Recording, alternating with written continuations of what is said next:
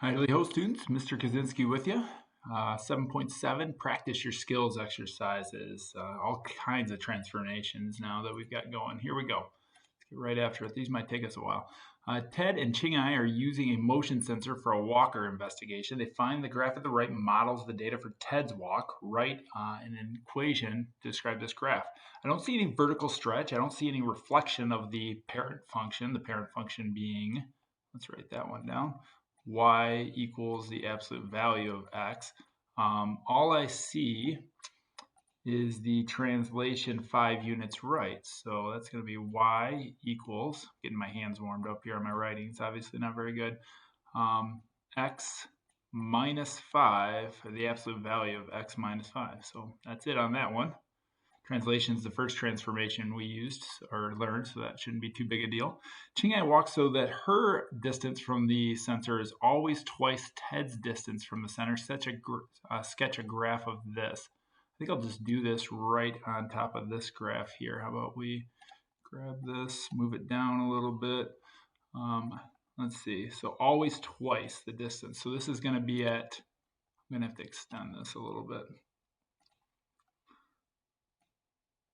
So this will be 7, 8, 9, 10. There we go. That's where we're going to have to start. So 5 times 2 is 10. And then this is 4 times 2 is 8, which would be right there. And 3 times 2 is 6. 2 times 2 is 4. 1 times 2 is 2, and then we're back at 0, and then because this is, I messed that up a little bit, I can fix it though. Should be at 4. Come on now.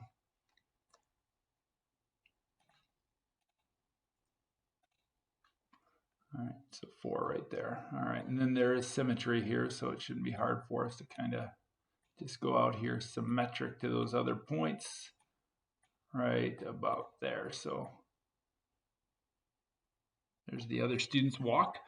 So there we go. We've sketched a graph. Now we're going to write an equation for that. So this is going to be y equals 2 times the absolute value of x minus 5 because it's got a vertical stretch by a scale factor of 2. That's the new thing we learned in this lesson. All right, number 3. On his second walk, Ted walks so his data can be modeled by this graph. Write an equation for this one. So now we've got the parent function, y equals the absolute value of x. Let me see if I can move this down, give us some more room here. That didn't go so well. And then the reflection over the x-axis. So I would then replace y with negative y, which ultimately is going to be y equals the absolute value of negative the absolute value of x, opposite the absolute value of x. And then I'd see a translation 5 units to the right and 6 units up. So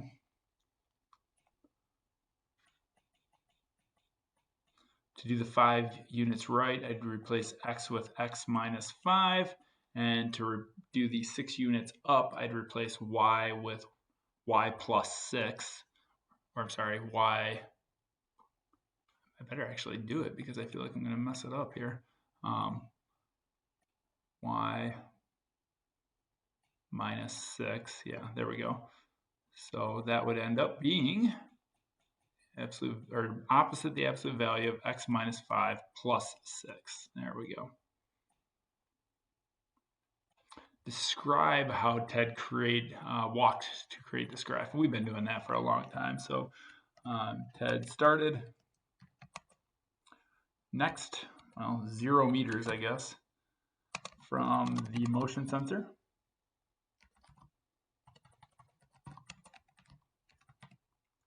And walked away from it at 1 meter per second. That's how we know there was no vertical stretch. For 5 seconds. Then he walked toward the sensor at the same speed for 5 seconds.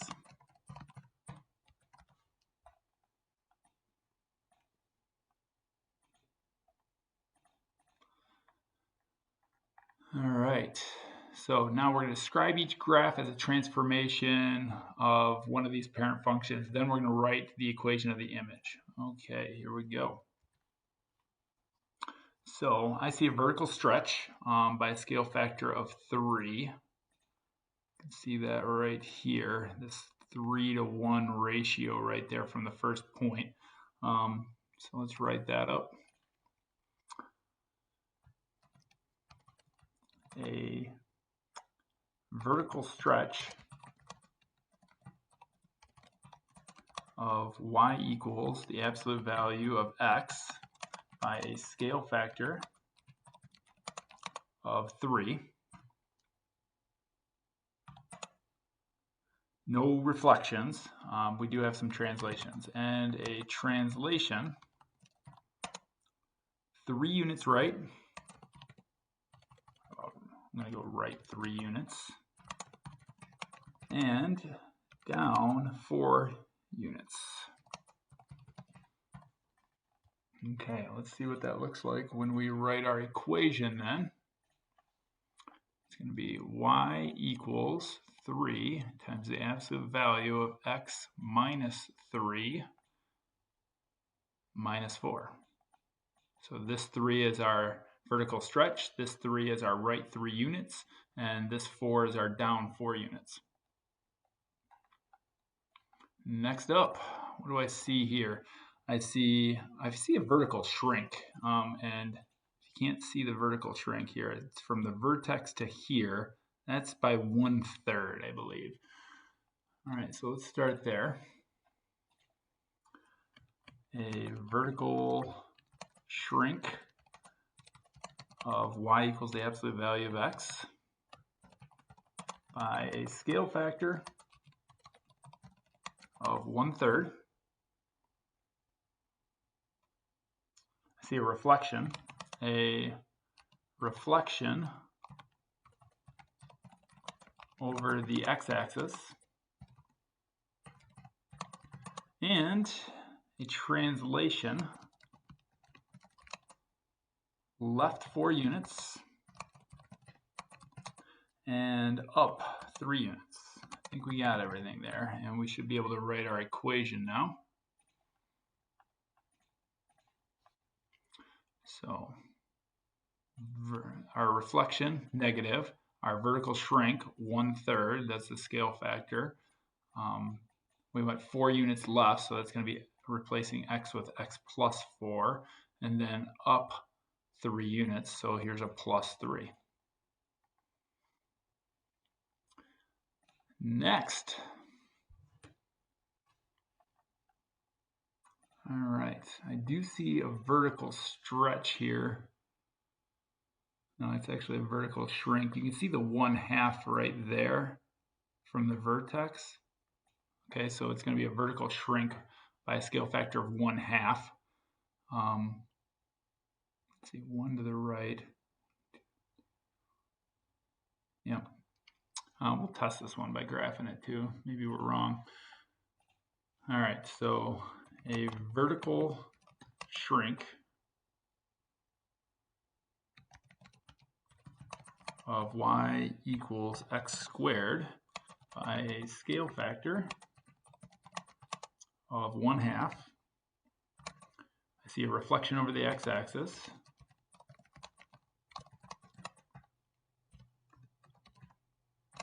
And a translation, 4 units left, or left 4 units, and up 2 units. All right, how about our equation then?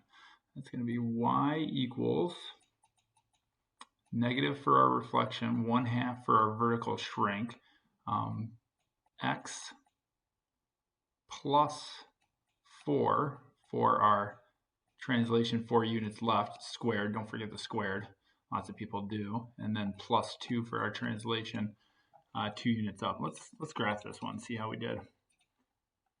Go to y equals negative 0.5 times x plus 4 squared plus 2. Graph it. I'm going to trace it. Go to negative 4. Oops. Trace it. Negative 4. There's the positive 2. I'll go to negative 3. There's the 1.5 that I think that is. That's definitely negative 2 right there. So let's go 0, enter. Not 0. I'm sorry, negative 2, and I wanted that to be 0. I think we got it. One more of these. Excuse me. All right. Vertical stretch this time from the vertex up to that time. From the vertex, that's an important one to look at. So that's a vertical stretch by a scale factor of 2. Vertical stretch of what? What are we stretching here? Of y equals x squared by a scale factor of 2. No reflections at all. And a translation. 5 units right, or right 5 units. And down 4 units.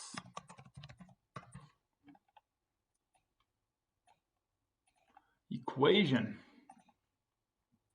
Y equals 2 times x minus 5 squared minus 4.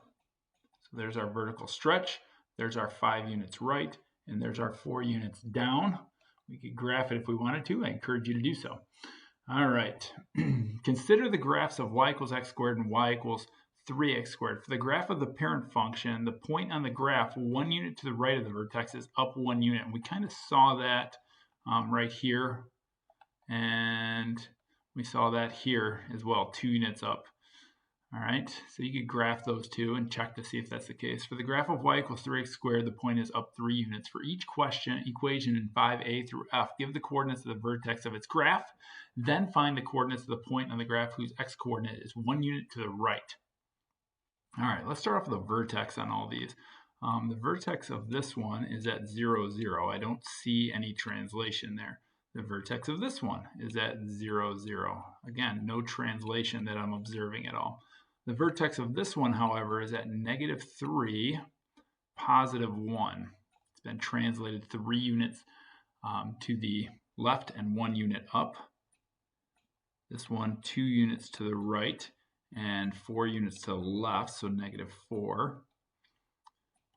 This one, 2 units to the right and 1 unit up. And this one hasn't been translated right or left at all, but it has been translated 3 units down. All right, and then we're supposed to give the coordinates of a point 1 to the right of the vertex. Okay, so the first part's easy. We're just going to go 1 to the right of 0 is 1, so 0 plus 1 is 1. And then because the vertical stretch is 3, this is going to go from 0 up 1, 2, 3. All right, let's graph it and prove it to you here. So we've got 3 math absolute value of x. Graph it. Trace, there's its vertex. 1 to the right of 0 is 3. There we go. Okay, next one. 1 to the right of 0 is 1. Vertical shrink of 0.25. So instead of being 1, 1, which is what the parent function would be, 1 squared is 1, this is going to be 0.25. Let's check and see if that's the case. I think we're doing okay on time here. So 0.25x, 0.25x squared, graph it. Trace it, there's 0, 0. If we go 1 to the right, there's the 0.25. Told you. All right, if we go run to the right of -3, we'd be at -2. And then the vertical stretch is 2. So instead of going 1 up from 1 to 2, it should go 2 up from 1 to 3. So I'm doing 1 plus this 2 is 3. Graph this one to prove it to you. 2, math, absolute value, x plus 3. And then we're going to put a plus 1 on the outside here. Graph. Trace it, -3, there's our vertex. And if I go to -2, there it is at +3. All right, so we're trying to do these in our head without graphing them, so I'm going to stop graphing them, but I encourage you to check my math here. Who knows, maybe I mess up, you can tell me. All right, so if I go 1 to the right of 2, I'm going to be at 3. Okay, the vertical stretch is 5. So it should go up from, it would normally go up from -4 to -3, but I'm going to go up 5 units to 1. -4 plus 5 is 1. This one, 1 to the right is 3. And it's actually a negative. Okay, so it should go down 1. There is no vertical stretch. It's only been reflected. So it should go down 1 to 0 instead of up 1 to 2. That one I want to check. Let's go negative math, absolute value of x minus 2 plus 1. Graph it. Trace 2, 1 is the vertex. And if I go 1 to the right, I'm at 3, 0. Yeah, there you go. All right, 1 to the right of 0 is 1. And it's been reflected. So if it was a scale factor of 1, if it had only been reflected, not vertically shrunk, this -3 would go down to -4. But it's only going to go down a half, so -3.5. And what do you notice about the relationship? So, I mean, I basically answered this question by doing the top questions. What do you notice about the relationship between the y value of the second point and 5a through f and the corresponding points? Well, how about this? How about if we go with, if this is your vertex, let's go like this. If this is our vertex, then our point to the right would fit this form, I believe. How about this? Whatever x is, we're going to add 1. And whatever y is, we're going to add the vertical stretch, which we've been calling a, right? And if that vertical stretch is negative, then we're adding a negative, and that would still be fine. So I think that'll do it. I've talked enough. Good luck. I hope you're having a great day.